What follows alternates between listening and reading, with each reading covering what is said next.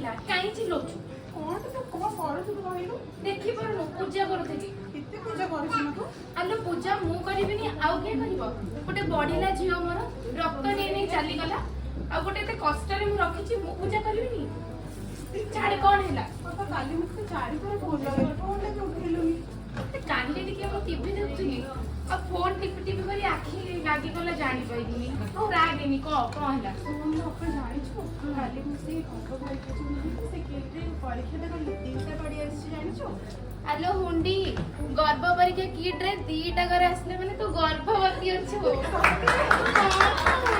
ବାପା ତୁ ମନ କାଇଁ ଦୁଃଖ କରୁଛୁ? ଭଗବାନଙ୍କ ଦୟାରୁ ଆମେ ଦି ଭଉଣୀ ମାଉସୀ ଆଉ ମା ଏକାଠି ହବା। ବାପା ଶୁଣିଲୁ ତୋର ତୁ ଜାଣିଛୁ ତୋର ରକ୍ତ ରୋଗ ଗୋଟେ ଅଛି ନା ସେଥିରେ ପୁଣି ମାମାଲି ବି ମତେ ବହୁତ ଡର ଲାଗୁଛି। ତୁ ବ୍ୟସ୍ତ ହନି ଆଜି ସେ କଟକ ବଡ ମେଡିକାଲରେ ଯୋଉ ବଡ ମ୍ୟାଡାମ ସୋମବାର ଦେଖନ୍ତି ସେଇ ମ୍ୟାଡାମ ତ ସୁନ୍ଦର ସବୁବେଳେ କହୁ ସିଏ ମତେ ଡାକିଛନ୍ତି ଆଜି କି ପରୀକ୍ଷା ଗୋଟେ ହବ। ତୁ ଚାଲୁନୁ ମୋ ସହିତ ତୁ ଚାଲ, ଚାଲ। ଚାଲ, ଯିବା। ଆରେ ରହ ରିପୋର୍ଟ ନେଇକି ଯାଏ ରହ। ମ୍ୟାଡାମ ନମସ୍କାର। ଆରେ ଗୀତା ତମେ ଆଜି ଆସିଛ? ମ୍ୟାଡାମ ଆପଣ ପରା କହିଥିଲେ ଆଜି କଣ ଗୋଟେ ପରୀକ୍ଷା କରିବେ ବୋଲି? ହଁ ମା ଠିକ ଟାଇମରେ ଆସିଛ ବସ ବସ। ମ୍ୟାଡାମ ଇଏ ମୋ ଭଉଣୀ ମିତା। ମ୍ୟାଡାମ ଇଏ କାଲି ସେ ଗର୍ଭ ପରୀକ୍ଷା ଟେଷ୍ଟ କଲା ତାର ଆସିଛି ପଜିଟିଭ। ଭାରି କାନ୍ଦୁଛି ସକାଳୁ ମୁଁ କହିଲି ତୁ ଚାଲେ ମ୍ୟାଡାମଙ୍କ ପାଖକୁ ଏକା ସହିତ। କଣ ହେଲା ମା? ମ୍ୟାଡାମ ମୋର କେବେ ବି ଆଗରୁ ରକ୍ତ ପରୀକ୍ଷା ହେଇନି। ଆପଣ ତ ଜାଣିଛନ୍ତି ବାପାଙ୍କର ଗୋଟେ ରକ୍ତ ରୋଗ ଅଛି। କୁହନ୍ତୁ କିଛି ରୋଗ ବିଷୟରେ। ଶୁଣ ମା ତାଙ୍କର ଯାହା ରକ୍ତ ରୋଗ ଅଛି ସେଟାକୁ କୁହନ୍ତି ଥାଲାସେମିଆ। ଥାଲାସେମିଆ ଏକ ବଂଶାନୁକ୍ରମିକ ରକ୍ତ ବିକାର ଜନିତ ରୋଗ।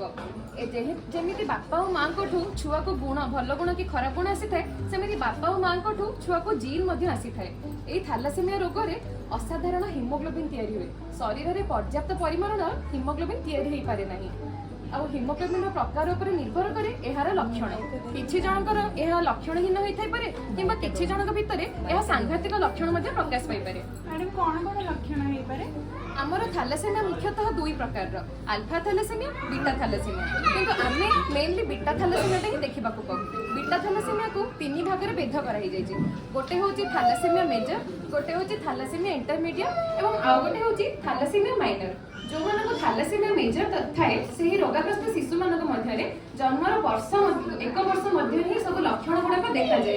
ଯଥା ସେମାନେ ଅତ୍ୟଧିକ କାନ୍ଦନ୍ତି, ସେମାନଙ୍କ ଦେହରେ ଦୁର୍ବଳତା ଦେଖାଯାଏ, ଖାଇବାରେ କିଛି ଆଗ୍ରହ ଦେଖାଯାଏନି, ଶରୀରର ତ୍ୱଚା ହଳଦିଆ ପଡ଼ିଯାଏ। ତେଣୁ ଏଇ ସବୁ ଲକ୍ଷଣ ମାନେ ଦେଖି ବାପା ମା ମାନେ ସେଇ ଛୁଆମାନଙ୍କୁ ହସ୍ପିଟାଲକୁ ଆଣିଥାନ୍ତି।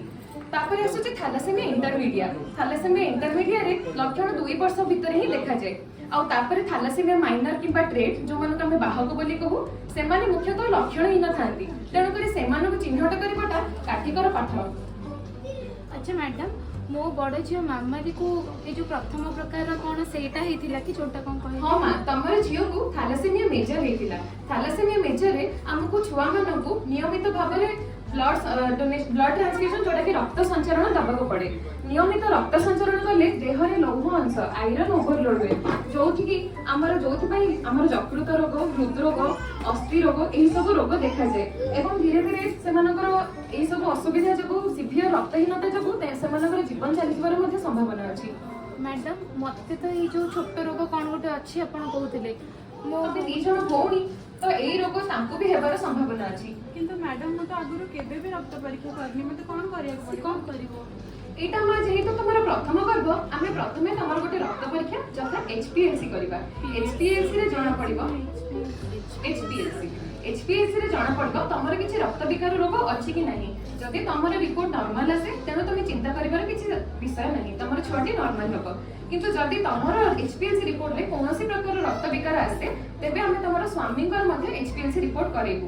ଯଦି 2 ଜଣଙ୍କର HPLC ରିପୋର୍ଟରେ ରକ୍ତ ବିକାର ରୋଗ ଆସେ ତେବେ ଏବେ ତମର ଭଉଣୀକୁ ଯୋଉ ପରୀକ୍ଷା କରିବା ପାଇଁ ଡାକିଛି ତମର ମଧ୍ୟ ଗର୍ଭ ସମୟରେ ସେହି ପରୀକ୍ଷାଟି କରାଯିବ। ମ୍ୟାଡାମ ଆଜି ମୋର କି ପରୀକ୍ଷା ହବ? ଆଜି କଣ ଡାକିଛନ୍ତି? ଯେହେତୁ ତମର ପ୍ରଥମ ଛୁଆଟି ଥାଲାସେମିଆରେ ଚାଲି ଯାଇଛି ତେଣୁକରି ଏଇ ଛୁଆଟି ଭଲ ଅଛି କି ନାହିଁ ଜାଣିବାକୁ ଆମେ ଗୋଟେ ଭ୍ରୂଣ ପରୀକ୍ଷା କରିବୁ, ଗୋଟେ ଛୋଟ ଛୁଞ୍ଚି ପରୀକ୍ଷାଟେ। ଛୁଞ୍ଚି କାଟିବ? ନା ମା ଏଥିରେ ବିଶେଷ କିଛି କାଟେନି, ଆମେ ଟିକେ ନିଶା ଦେଇ ଏଇ ଛୁଞ୍ଚି ପରୀକ୍ଷାଟା କରିବୁ। କିନ୍ତୁ ଛୁଞ୍ଚି ଫୋଡ଼ିବେ ଯଦି ମୋ ଛୁଆ ଫୋଡ଼ି ହେଇଗଲା? ନା ମା ଏଥିରେ ଛୁଆ ପ୍ରତି କିଛି ରିସ୍କ ନାହିଁ। ଆମେ ଗୋଟେ ଅଲ୍ଟ୍ରାସାଉଣ୍ଡ କରିବୁ, ଅଲ୍ଟ୍ରାସାଉଣ୍ଡ ମାଧ୍ୟମରେ ଆମେ ସ୍କ୍ରିନରେ ଦେଖିବୁ ତମର ଛୁଆଟିର ପୋଜିସନ କେମିତି କଣ ଅଛି, ସେହି ହିସାବରେ ଆମେ ସାମ୍ପଲଟା ନେବୁ। ଏଟାକୁ କୋରିଓନିକ୍ ବିଲସ୍ ସାମ୍ପଲିଂ ବୋଲି କୁହନ୍ତି। ଓଡ଼ିଶା ସରକାର ତରଫରୁ ଏସିବି ବଡ଼ ମେଡିକାଲରେ ଏବେ ଜେନେଟିକ୍ ଲାବୋରେଟୋରୀ ଏବଂ ଜେନେଟିକ୍ ଟେଷ୍ଟିଂ କରାଯାଉଛି, ଯୋଉଥିରେ କି ସମ୍ପୂର୍ଣ୍ଣ ମାଗଣାରେ ଆପଣ ଏହି ସେବାର ଉପଲବ୍ଧି କରିପାରିବେ। ମାଗଣା ହେଇଛି? ହଁ ମା ଏଟା ସମ୍ପୂର୍ଣ୍ଣ ମାଗଣା। ରିପୋର୍ଟ କେବେ ଆସିବ? ରିପୋର୍ଟ ପାଖାପାଖି 2 ସପ୍ତାହ ଲାଗିଯାଏ ଆସିବାକୁ। ଆପଣଙ୍କ ସାନ ଭଉଣୀ? ଆମର ଆହୁରି ଗୋଟେ ଭଉଣୀ ଅଛି ମ୍ୟାଡାମ, ସିଏ ଏବେ ତାର କଲେଜ ସରିଲା ଘରେ ଅଛି। ତାର ପୁଣି ଯଦି ଏଇ ରୋଗ ତାକୁ ଥିବ? ଭଉଣୀ କଥା ତ ମୁଁ କହିବି ମା, କିନ୍ତୁ ପ୍ରଥମେ ତମକୁ ବି ରିପୋର୍ଟ ବିଷୟରେ ଟିକେ କହିଦିଏ। ଯଦି ଏବେ ତମର ସିଭିଏସ୍ ରିପୋର୍ଟରେ କିଛି ଅସୁବିଧା ବାହାରେ, ତେବେ ଆମେ ଆଇନ ହିସାବରେ ତମର ଏଇ ଗର୍ଭପାତଟି କରାଇ ଦେଇପାରିବୁ। ଆମେ ତ ଜାଣିପାରିବୁ ଯେ ଗର୍ଭସ୍ଥ ଶିଶୁଟି ରୋଗାଗ୍ରସ୍ତ ଅଛି କି ରୋଗାଗ୍ରସ୍ତ ନାହିଁ। କିନ୍ତୁ ଚିନ୍ତାର ବିଷୟ ନାହିଁ ମା, ଯଦି ତମକୁ ଓ ତମ ସ୍ୱାମୀଙ୍କୁ 2 ଜଣଙ୍କୁ ଛୋଟ ଥ୍ୟାଲାସେମିଆ ଅଛି, ତେବେ ଶିଶୁଟି ରୋଗାଗ୍ରସ୍ତ ହେବାର ସମ୍ଭାବନା 25% ଏବଂ ସେ ମାଇନର ହେବାର ସମ୍ଭାବନା 50% ଏବଂ 25%ରେ ସେ ସମ୍ପୂର୍ଣ୍ଣ ନର୍ମାଲ ଥାଇପାରେ। ଏବେ ଯଦି ମତେ ତମେ ତମ ଭଉଣୀ କଥା ପଚାରିଲ, ତମ ଭଉଣୀ ତ ବାହା ହେଇନି। ବାହାଘର ପୂର୍ବରୁ ତମ ଭଉଣୀର ଗୋଟେ HPLC ରିପୋର୍ଟ କରିଦେବ। ଯଦି ତାର HPLC ରିପୋର୍ଟ ନର୍ମାଲ ଆସେ, କିଛି ଚିନ୍ତା କରିବାର ବିଷୟ ନାହିଁ। ଯଦି ତାଙ୍କର HPLC ରେ କିଛି ରକ୍ତ ବିକାର ରୋଗ ବାହାରେ, ତେଣୁ ତମେ ତାଙ୍କର ଏମିତି ଜଣଙ୍କର ସାଙ୍ଗରେ ବାହାଘର କରେଇବ ଯାହାର ବି HPLC ରିପୋର୍ଟ ନର୍ମାଲ ଥିବ, ଆଉ ନିଜ ଘର ଲୋକ କି ସମ୍ପର୍କୀୟଙ୍କ ମଧ୍ୟରେ ବାହାଘର କରେଇବନି। ଆଚ୍ଛା ମ୍ୟାଡାମ, ତାହେଲେ ମାନେ ମୋର ଏଇ ଯଦି ଛୁଆଟା ଯଦି ଭଲ ନ ବାହାରିଲା ମୁଁ କଣ କରିବି? ଏଇ ଛୁଆଟି ଭଲ ନ ବାହାରିଲେ ଆମେ ଆଇନ ହିସାବରେ ତମର ଗର୍ଭପାତ କରେଇଦେବୁ। ତାକୁ କଣ ବଞ୍ଚେଇ ହବନି? ମୋ ଝିଅକୁ କଣ ବଞ୍ଚେଇ ହେଇନଥାନ୍ତା? ମାମାଟିକୁ ହୁଏତ ବଞ୍ଚେଇ ହେଇପାରିଥାନ୍ତା। ଏବେ ଅସ୍ଥିମଜ୍ଜା ପ୍ରତିରୋପଣ ତଥା ବୋନ୍ ମାରୋ ଟ୍ରାନ୍ସପ୍ଲାଣ୍ଟ କରାଯାଉଛି, ଯୋଉଥିରେ କି ଆମେ ଥାଲାସେମିଆ ରୋଗଗ୍ରସ୍ତ ଶିଶୁମାନଙ୍କୁ ବଞ୍ଚେଇ ପାରିବୁ।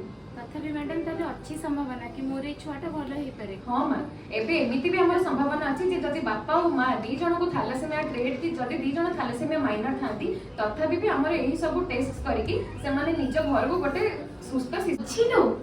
ଏବେ ଆମେ ଆମ ଗାଁରେ ଯାଇକି ସମସ୍ତଙ୍କୁ କହିଦେବା, ବାହାଘର ପୂର୍ବରୁ ଜାତକ ନୁହଁ HPLC ମିଶାନ୍ତୁ।